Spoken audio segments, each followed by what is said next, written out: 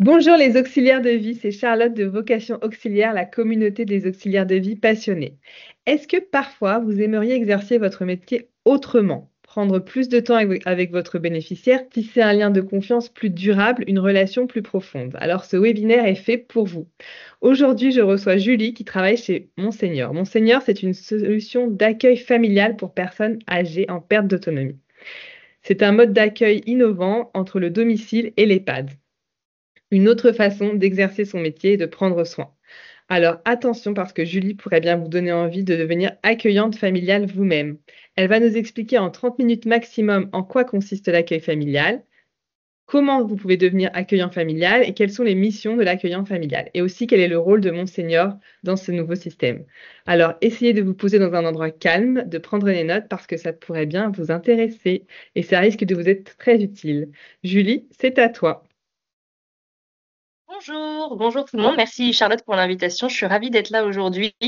Donc j'ai 30 minutes, si j'ai bien compris, pour vous donner envie, en tout cas pour vous faire découvrir ce dispositif, ce métier qui existe depuis plus de 30 ans et qui est méconnu.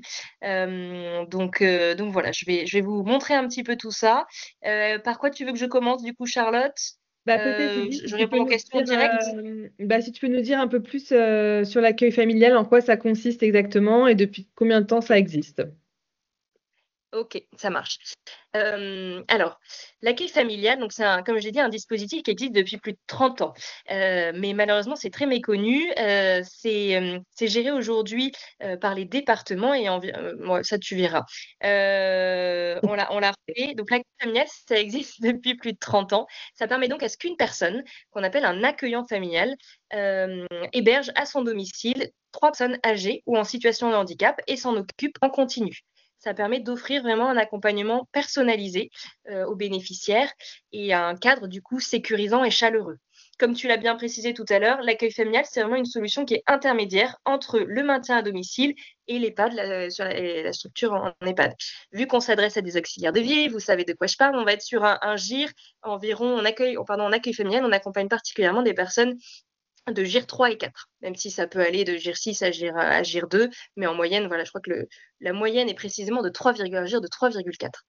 Donc des personnes qui sont en perte d'autonomie, mais qui sont quand même encore assez autonomes, de manière générale. Voilà, on est vraiment sur la situation et je pense qu'elles verront, de quoi on parle, mais voilà, une personne qui est plus en sécurité chez elle parce qu'elle a des troubles cognitifs qui font qu'elle allume le gaz, elle oublie de l'éteindre ou des personnes qui ont, par exemple, une maladie de Parkinson assez avancée, des pertes d'équilibre et du coup des risques de chute qui font que, voilà, elles sont vraiment dans cette limite de ça devient dangereux en fait de vivre chez moi et en même temps il y a pas l'envie, il y a peut-être même pas la dépendance assez avancée pour aller en structure et du coup on est vraiment là sur cet intermédiaire et l'accueil familial permet vraiment d'accompagner, de maintenir l'autonomie, peut-être même de développer l'autonomie parce qu'il y a cette présence en continu du soignant et surtout de travailler le lien social en fait parce qu'en continu la personne est plus isolée dans son coin, elle est voilà, en quotidien avec des personnes.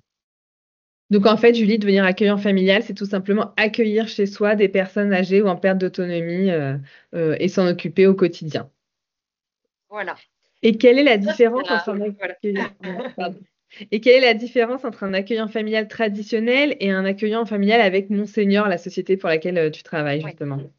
Alors, je vais déjà redonner un petit peu plus de contexte, un petit peu plus d'éléments qui sont importants par rapport au métier et que ce soit finalement quand on est accueillant traditionnel ou quand on est accueillant via Monseigneur.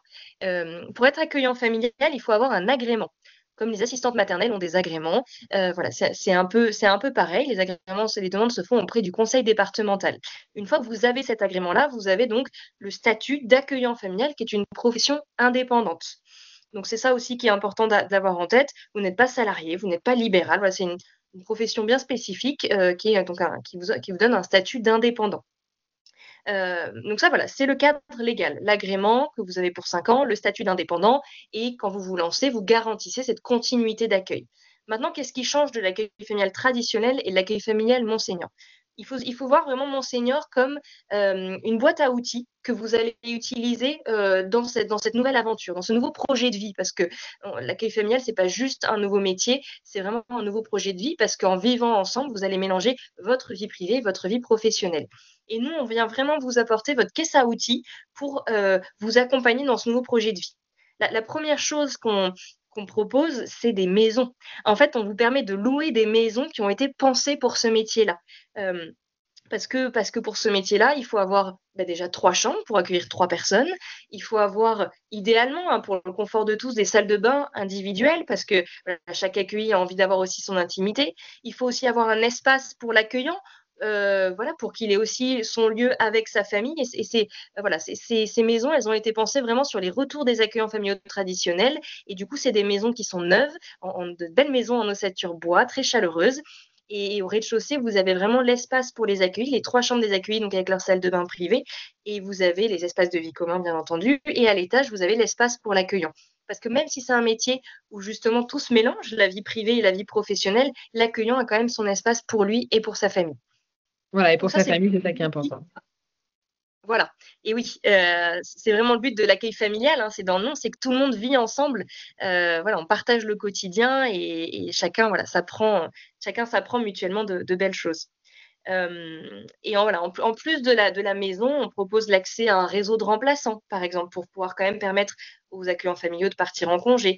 On propose tout un tas d'outils, voilà, d'outils de gestion de budget, d'outils de communication, voilà, pour les aider dans l'exercice de leur métier et surtout, on les aide à trouver les bénéficiaires, pour Mmh. rejoindre leur maison parce qu'en fait, quelqu'un qui fait ça de son côté, il doit être, chef d'entreprise, chargé de communication parce qu'il faut se faire connaître, il Mmh. doit être commercial parce qu'il faut se vendre, voilà, et nous, du coup, on veut qu'ils se concentrent sur leur rôle de professionnels du prendre soin. Leur mission, c'est vraiment d'accompagner ces personnes-là qui sont à leur domicile et nous, on fait en sorte que tout le reste soit le plus fluide possible.